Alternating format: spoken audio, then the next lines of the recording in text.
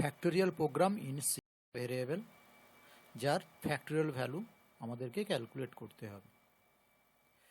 Suppose n equal 5, যদি n এর value 5 হয় তাহলে তার ফ্যাক্টোরিয়াল ভ্যালু কত হবে, 5 এর ফ্যাক্টোরিয়াল ভ্যালু কত হবে? Factorial of n is the product of all positive descending integers.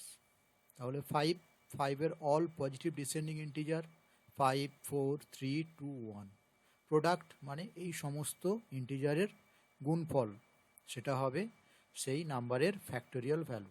তাহলে 5 এর ক্ষেত্রে 5, 4, 3, 2, 1 এই সংখ্যাগুলোকে গুণ করলে যে গুণফল পাওয়া যাবে, প্রোডাক্ট পাওয়া যাবে, সেটাই হবে 5 এর ফ্যাক্টোরিয়াল ভ্যালু। আবার যদি আমরা 3 এন্টার করি তাহলে 3, 2, 1 এর প্রোডাক্ট হবে 6। তো এইভাবে আমরা কোনো নাম্বারের ফ্যাক্টোরিয়াল ভ্যালু ক্যালকুলেট করতে পারবো। তো সি প্রোগ্রামে কিভাবে প্রোগ্রামিংটা তৈরি করা যাবে সি ল্যাঙ্গুয়েজে, সেটা দেখা যাক। প্রথম আমাদেরকে হেডার ফাইলটা লিখে নিতে হবে, হ্যাজ ইনক্লুড stdio.h, আর মেন ফাংশন এর সঙ্গে ইন্ট মেন ফাংশন। এরপর যেটা লিখতে হবে সেটা মেন ফাংশনের বডি, কার্লি ব্র্যাকেট দিয়ে আমরা বডিটা শুরু করব। কি কি ভেরিয়েবল দরকার হবে, যেহেতু ইন্টিজার টাইপ নাম্বার তাহলে ভেরিয়েবল টাইপ ইন্টিজার। 3টে ভেরিয়েবল নেওয়া হয়েছে, I, fact, number. I can নেওয়া হয়েছে? আমরা এখানে একটা লুপ ইউজ করব, সেজন্য সে লুপ কন্ট্রোল করার জন্য I. Fact, factorial value store করার জন্য ফ্যাক্ট। আর নাম্বার, যে নাম্বারের ফ্যাক্টোরিয়াল ভ্যালু আমরা ক্যালকুলেশন করতে চলেছি সেই নাম্বার স্টোর করার জন্য নাম্বার। তাহলে প্রথমে আমাদেরকে কি করতে হবে, ইউজারের কাছ থেকে একটা নাম্বার ইনপুট করতে হবে, চেয়ে নিতে হবে। তার জন্য একটা মেসেজ দিতে হবে, মেসেজ ডিসপ্লে করানোর জন্য প্রিন্ট এন্টার আ নাম্বার। ইউজার এই মেসেজটা দেখার পর একটা নাম্বার এন্টার করবে, সেই নাম্বার কোথায় স্টোর হবে? নাম্বার ভেরিয়েবলের মধ্যে স্টোর করে রাখতে হবে। তাহলে স্টোর করার জন্য আমাদেরকে কি লিখতে হয়? স্ক্যানএফ %d, যেহেতু আমরা ইন্টিজার টাইপ ভেরিয়েবল ইউজ করছি তাহলে %d ডেসিমেল, আর নাম্বারের অ্যাড্রেস সেটা হচ্ছে অ্যাম্পারসেন্ট নাম্বার। তাহলে আমরা ইউজারের ইনপুট করা নাম্বারটা স্টোর করে দিলাম নাম্বার ভেরিয়েবলের মধ্যে।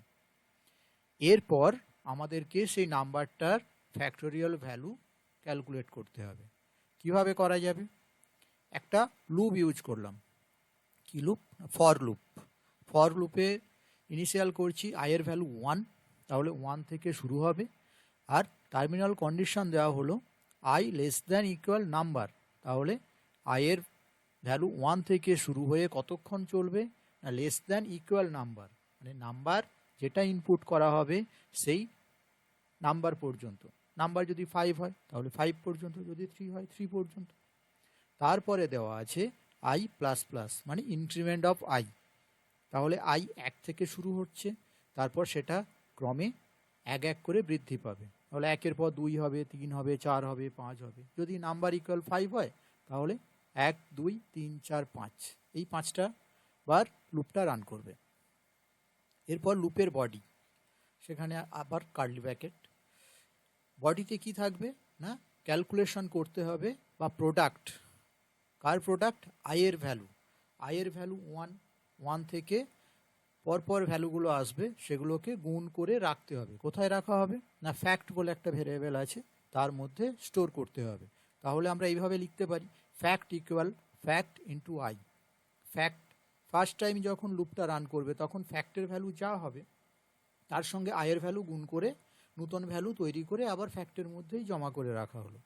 সেকেন্ড টাইম যখন আবার লুপটা রান করবে তখন ফ্যাক্টের যে ভ্যালুটা থাকছে তার সঙ্গে আয়ের ভ্যালু আবার গুণ করা হবে।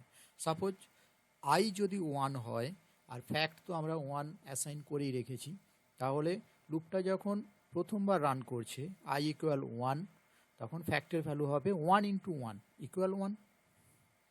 সেকেন্ড টাইম আইয়ের ইনক্রিমেন্ট হবে, তাহলে আই হবে 2। 2 যদি হয় ফ্যাক্টের ভ্যালু হবে fact into I, fact 1 plus into 2, তাহলে 2 হবে।